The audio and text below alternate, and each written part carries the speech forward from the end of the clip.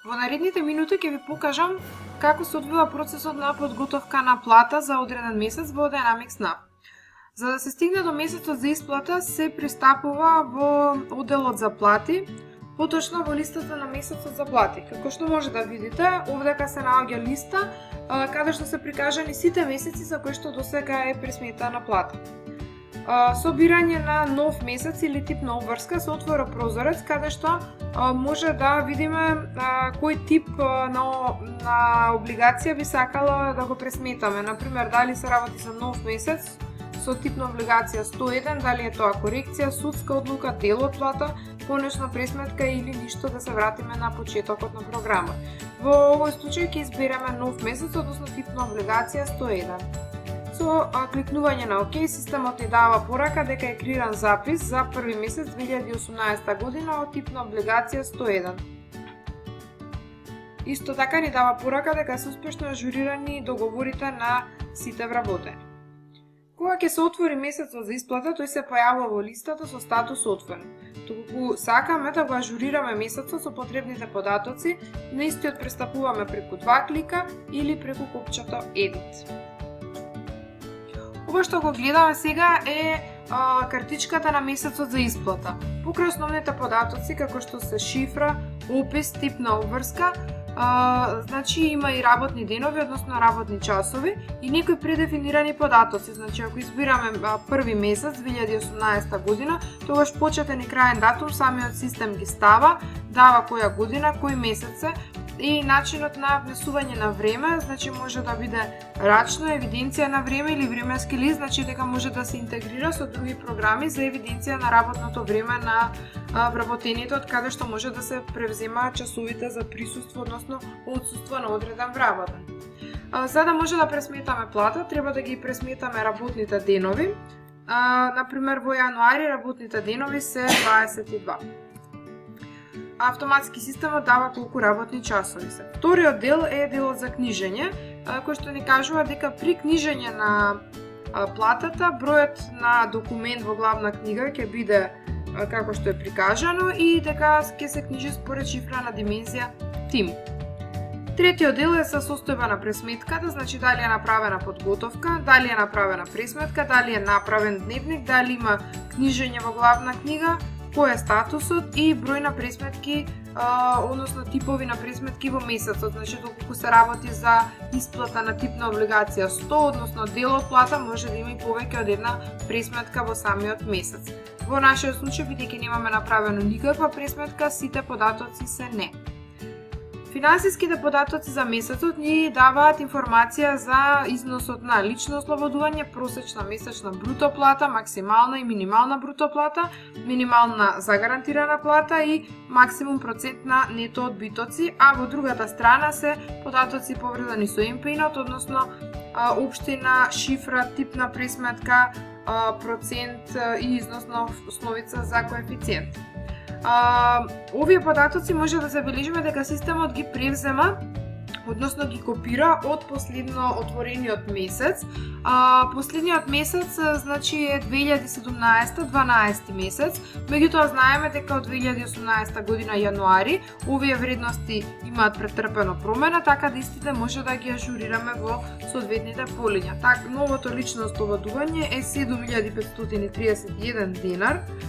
Просечната месечна бруто плата изнесува 34.079 денари. Максималната бруто плата изнесува 545.264.000. Минималната бруто плата е 17.040 денари. Минималната загарантирана, односно нето плата е 12.008 и максимумниот процент на нето одбитоци, како што знаете, е 33%, односно повеќе од 1/3 не смее да му се одбие на вработениот од плата. Во типот на пресметка, платата дали содржи или не содржи стаж, збираме дека не содржи.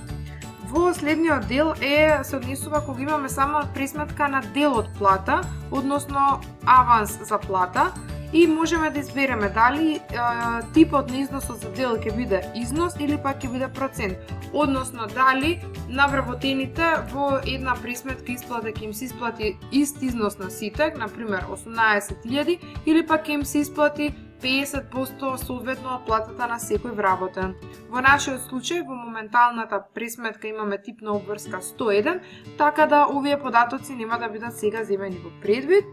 И имаме последен дел за регрес од одмор, значи доколку се работи за пресметка на регрес, се става износот на регрес и процент на данокот од регрес. Во овој случај исто така остануваат празни, бидејќи станува збор за нормална пресметка. Пресметката на плата се одвива во само 3 чекори, односно доколку нема други дополнителни специфични ситуации поврзани за вработените, се одвива во 2 чекори. Првиот чекор што треба да се направи е да се направи подготовка на плата. Значи подготовката на плата отвара прозорец каде што предефинирано е дека се работи за платата за месец 2018 први месец и филтер на типна обврска 101. Во другите две делчиња може да избереме доколку сакаме да пресметаме плата само за еден вработен, доколку пресметуваме плата за сите вработени, овој филтер останува празен. Нормално ќе пресметаме плата само за вработените што имаат статус активен и овдека може да филтрираме доколку сакаме да направиме подготовка на плата само за еден тип. Во делот активност, значи имаме избор на акција, доколку е најдена претходна подготовка, дали да се пресмета само регуларното бруто, дали да се направи нова подготовка, само просек или да се избрише подготовката. Сега ќе избереме нова подготовка. Доколку сакаме да го видиме резултатот после одработка, го штиклираме ова поле. Доколку сакаме хранарината да биде вклучена во пресметката, исто така ова поле го штиклираме. Во нашиот случај сакаме да пуштиме нормална пресметка на плата за сите активни вработени за месец јануари 2018 година. Со притискање на копчето ОК, самиот систем прави подготовка на плата и дава информација дека подготовката на платата за месец јануари за сите вработени е направена. Што всушност значи оваа подготовка? Оваа подготовка прави проверка дали за сите вработени што се означени како активни и кои што се во работен однос во соодветниот месец за кој што ја пресметуваме платата има издефинирано износ на плата. Односно, можеби за некој вработен е заборавено да се стави платата и во тој случај самиот систем при оваа подготовка ќе даде информација дека за вработениот со соодветниот број не постојат податоци за плата. Тогаш треба да се вратиме, соодветно да ажурираме неговата картичка и да пуштиме повторна подготовка. Подготовката на плата дава податоци за сите вработени, односно кај секој вработен пријастава неговата основна плата. Например, за вработениот 001, значи поставува дека бруто платата, односно бруто режијата е соодветно колку што е ставено во картичката.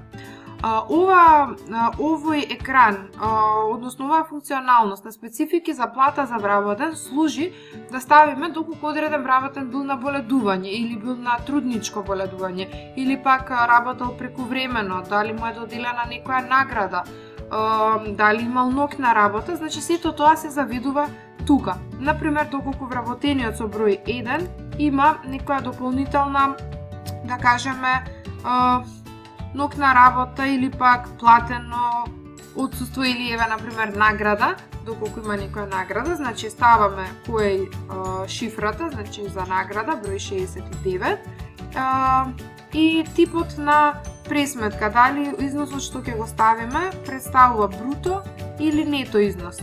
Например, доколку е бруто износ, износот на додаток, велиме дека добил вработениот награда од 10.000 денари, што значи дека самиот систем знае, препознава дека ова е бруто и соодветно ќе пресмета за овие 10.000 денари бруто награда колкав е износот на нето награда кој што вработениот ќе ја добие. Натаму сите полиња автоматски се пополнуваат. Доколку за ниеден вработен во соодветниот месец нема ниту награда, ниту боледување, ниту некои други специфични работи, тогаш овој чекор може слободно да го прескокнеме и да преминеме на третиот чекор за пресметка на бруто, односно нето плата. Системот дава порака дали сакате да пресметате платата со притискање на да, се извршува пресметката за сите вработени и веднаш дава порака дека пресметката е завршена. На овој начин со овие 3, односно 2 чекори се прави пресметка на платата во Dynamics NAV.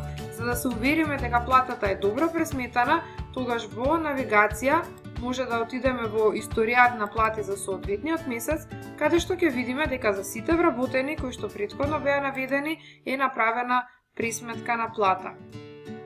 Овој преглед понатаму може да се зачува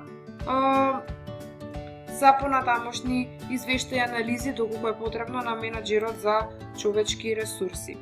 Значи, на овој начин, можно брзо и едноставно се прави пресметката на бруто или нето плата во Dynamics NAV.